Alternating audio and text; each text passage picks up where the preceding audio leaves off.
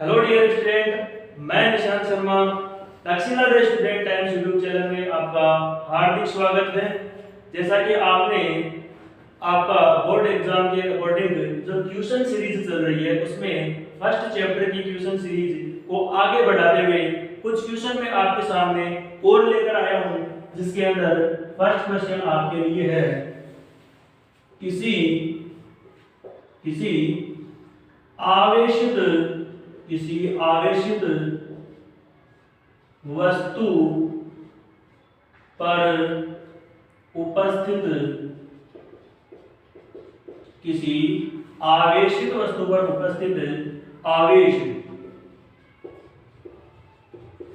आवेश की जांच करने के लिए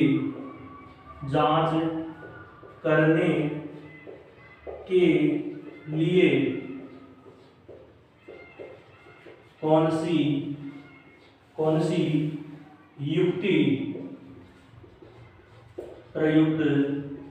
युक्ति प्रयुक्त की जाती है। छोटा सा क्वेश्चन है और छोटा सा इसका आंसर है, लेकिन इन छोटे छोटे क्वेश्चंस को आपको मिस नहीं करना है, क्योंकि आपको भी पता है कि आपका पूरी तौर से अगर देखा जाए तो 56 नंबर का पेपर होता है और 56 नंबर में अगर एक नंबर आपका कट जाए तो आपको बड़ा दुख होगा।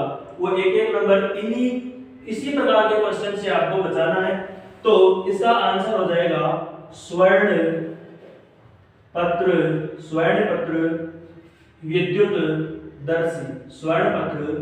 विद्युत दर्शी।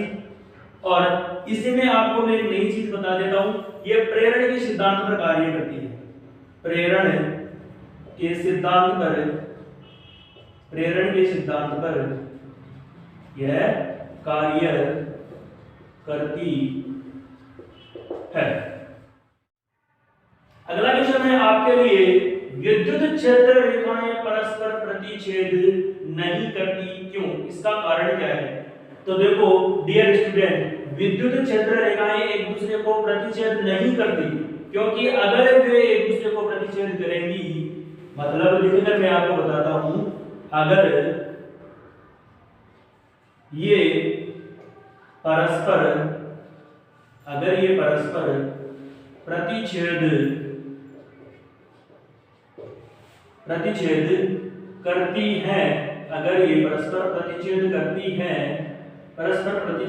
हैं, तो इनके कटांक बिंदु, मतलब जिस बिंदु पर ये प्रतिच्छेद करती है उस बिंदु को क्या बोलेंगे? कटांक बिंदु पर विद्युत क्षेत्र की तीव्रता की दो दिशाएं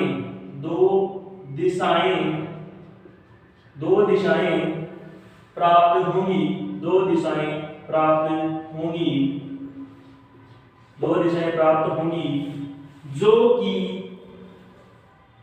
कि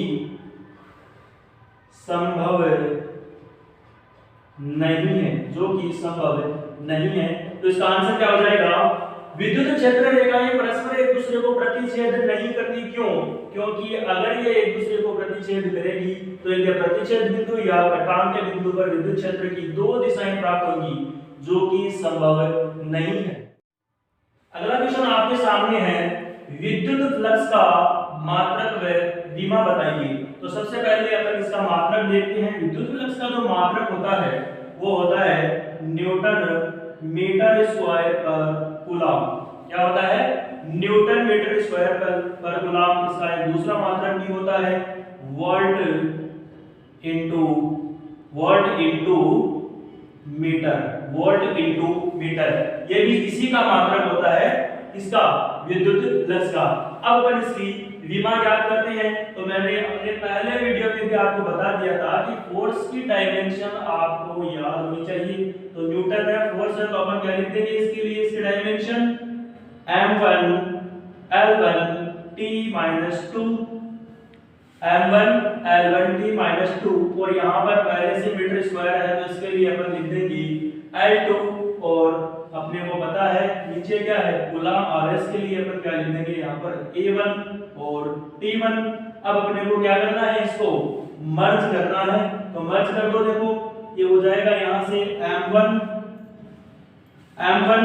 और L1, और ये देखो L2, तो यहाँ से क्या हो जाएगा L1, और ये क्या हो जाएगा L3, T1 ये पड़ा और T2 ये पड़ा, तो ये हो जाएगा minus T3 M1 L3 T1 और ये T2 मिलकर यहाँ पर क्या हो जाएगा माइनस का T3, और अब अपने पास में बच गया यहाँ पर A1, तो ये ऊपर जाकर क्या हो जाएगा माइनस A1।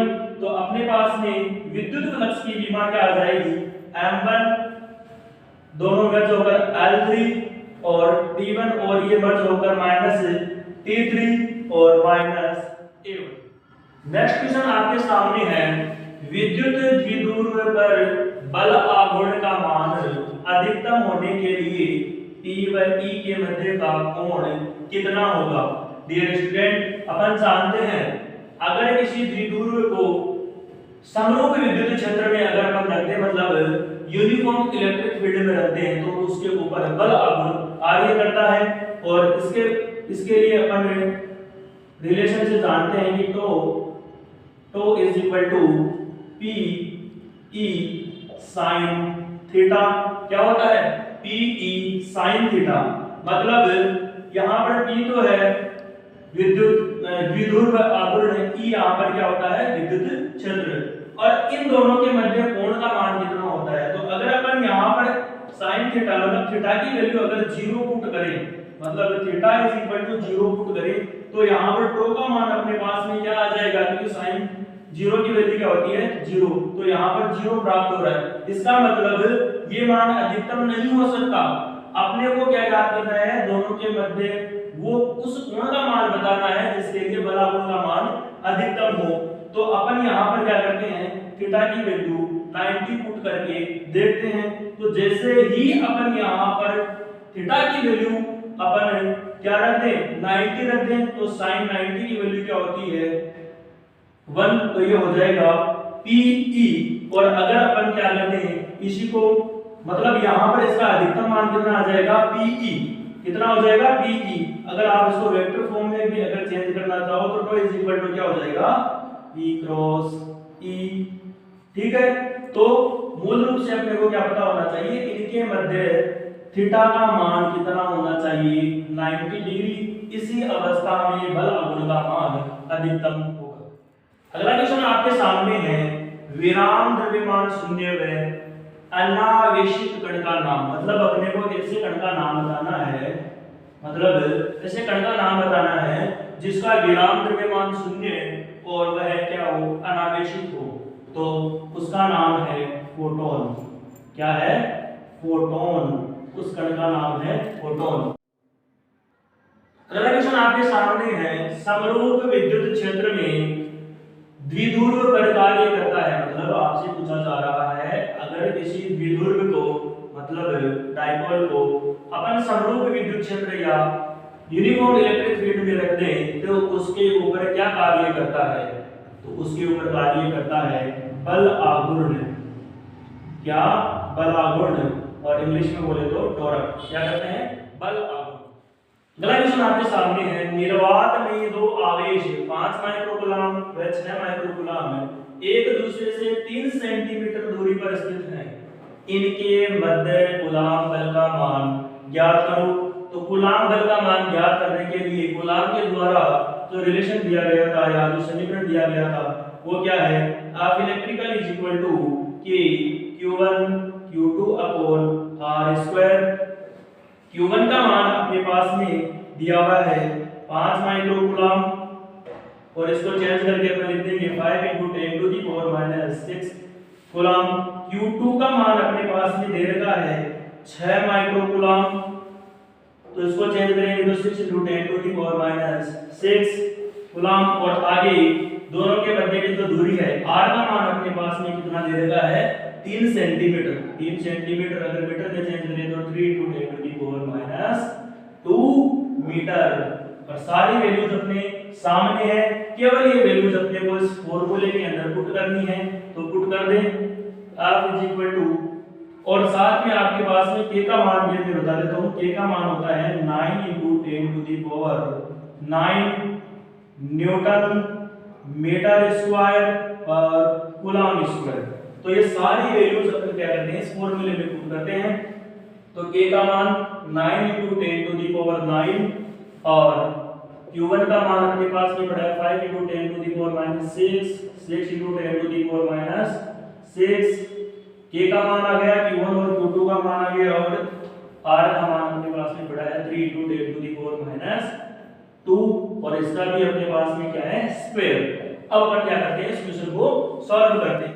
अब आपके पास में पड़ा है, देखो यहाँ पर 9 और ये पड़ा 9 ये 10 टू द पावर 9 है, और यहाँ पर देखो 6 और 6 बातें क्या होगी, जुड़ेगी तो 10 टू द पावर -12, और अपने पास यहाँ पर कुल मिलाकर जो बात बचेगी वो बचेगी 10 टू द पावर -3। अब 5 और 6 मल्टीप्लाई होगा तो ये हो जाएगा 30, और नीचे अपने पास में देखो 3 का स्क्वायर 9, और ये पड़ा है 10 टू द पावर -4। 9 से 9 को अपन यहाँ से क्या कर देंगे, कैंसिल आउट कर देंगे, और देखो अपने पास में यहाँ पर क्या पड़ा है, ये तो 30 और यहाँ पर 10 टू द पावर माइनस का 4 ऊपर जाके प्लस का हो जाएगा, तो अपने पास में क्या बचेगी, 10 की पावर 1 बचेगी, तो इसे मल्टीप्लाई होगा और ये क्या हो जाएगा 300, और बल है तो न्यूटन। तो दोनों आवेशों के मध्य कार्य करने वाले बल का मान कितना हो जाएगा, 300 न्यूटन। अगला क्वेश्चन आपके सामने है, विद्युत द्विध्रुव आघूर्ण का मात्रक व विभव। तो अपने को पता है विद्युत द्विध्रुव आघूर्ण के लिए अपन क्या लिखते हैं, P vector is equal to Q, और दोनों आवेशों के मध्य की दूरी यदि 2a है तो Q × 2a, और दिशा के लिए अपन यहाँ पर स्थिति सदिश का ले रहे हैं r_k। तो अपने को क्या करना है, इसके लिए इसका मात्रक, तो एक मात्रक, तो इसके लिए अपन सीधा यहाँ से लिख सकते हैं, जो आवेश क्या है Q, तो इसके लिए तो कूलम्ब, और देखो दूरी है तो दूरी के लिए अपन क्या लिख सकते हैं, कूलम्ब × मीटर।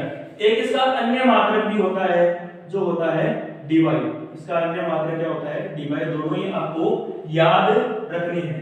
अब अपन यहाँ पर इसी से इसकी विभव भी लिख सकते हैं। तो देखो आवेश Q है, तो अपन ने अपने पास में सामान्य पता है कि m l और t होता है, तो देखो यहाँ पर द्रव्यमान का कोई पद नहीं है, तो अपन क्या लिख देंगे इसके ऊपर 0। l के लिए यहाँ पर 1 पड़ा है, देखो ये पड़ा है, तो ये क्या हो जाएगा L1, और t की अगर अपन बात करें तो आवेश क्या होता है A1 और T1, तो ये पड़ा T1 और ये क्या हो जाएगा A1, तो इसकी विभव हो जाएगी m0 L1 T1 और A1। अगला क्वेश्चन आपके सामने है, 0.2 मीटर त्रिज्या वाले गोले के केंद्र पर 8.85 नैनो कूलम्ब का एक आवेश रखा है। इससे निकलने वाले फ्लक्स या विद्युत फ्लक्स का मान ज्ञात करें। इससे विद्युत फ्लक्स का मान अपने को ज्ञात करना है। तो डियर स्टूडेंट, अपने को पता है विद्युत फ्लक्स जो फाई होता है उसके लिए अपन लिखते हैं समेशन Q और एप्सिलॉन नॉट, जहां पर समेशन Q क्या होता है, गाउस का जो नियम दिया गया था उसके अंदर अपन जानते हैं कि गाउसियन पृष्ठ के द्वारा परिबद्ध आवेश या उसके द्वारा बाउंड आवेश चार्ज कितना है, तो अपने को दे रखा है कि 8.85 नैनो कूलम्ब। तो ये अपने पास यहाँ पर समेशन Q का मान अपने पास कितना पड़ा है, 8.85 नैनो कूलम्ब। अब इसके अंदर अपन क्या करते हैं, चेंज करते हैं, तो 8.85 × 10 टू द पावर नैनो है ना, तो 10 to the power -9 coulomb. Epsilon naught का मान अपने पास में होता है, एप्सिलॉन नॉट का मान होता है जो क्या है, निर्वात की विद्युतशीलता। इसका मान होता है 8.85 × 10 टू द पावर -12। अब एप्सिलॉन नॉट है ना, तो इसके लिए मात्रक कूलम्ब स्क्वायर पर न्यूटन मीटर स्क्वायर, और ये मान अपन कहते हैं इस समीकरण के अंदर जैसे ही रखने हैं तो ये हो जाएगा 8.85 × 10 टू द पावर -9, और ये कितना बड़ा है अपने पास 8.85 × 10 टू द पावर -12। और देखने पे अपने को कितनी सिंपल कैलकुलेशन है, यहाँ पर अपने पास में बचेगा कितना, सिर्फ 10 टू द पावर 3, और फ्लक्स है तो अपन इसके लिए मात्रा लिख सकते हैं वोल्ट इनटू मीटर। तो इस गोले से निर्गत फ्लक्स का मान कितना हो गया। अब आपके सामने आ रहा है कि यहाँ पर इस गोले की त्रिज्या देने का क्या मतलब है। तो डियर स्टूडेंट, ये आपको कंफ्यूज करने के लिए दिया जाता है। गाउस का नियम साफ साफ कहता है कि फ्लक्स जो है, निर्गत फ्लक्स जो होता है ना, वो ज्ञात करना है। तो ये है गाउसियन प्रश्न जो अपन इसके अंदर लेते हैं, वो उसके आकार और आकृति पर निर्भर ही नहीं करता। यह गाउसियन प्रश्न क्या अपन जो लेते हैं उसके आकार आकृति पर निर्भर नहीं करता। अंत में आपको मैं इतना ही कहना चाहूंगा, हम आपके लिए इतनी मेहनत कर रहे हैं तो थोड़ी सी मेहनत आप भी करें। इस वीडियो को लाइक करें, चैनल को सब्सक्राइब करें, ज्यादा से ज्यादा शेयर करें, अपने फ्रेंड्स को बताएं।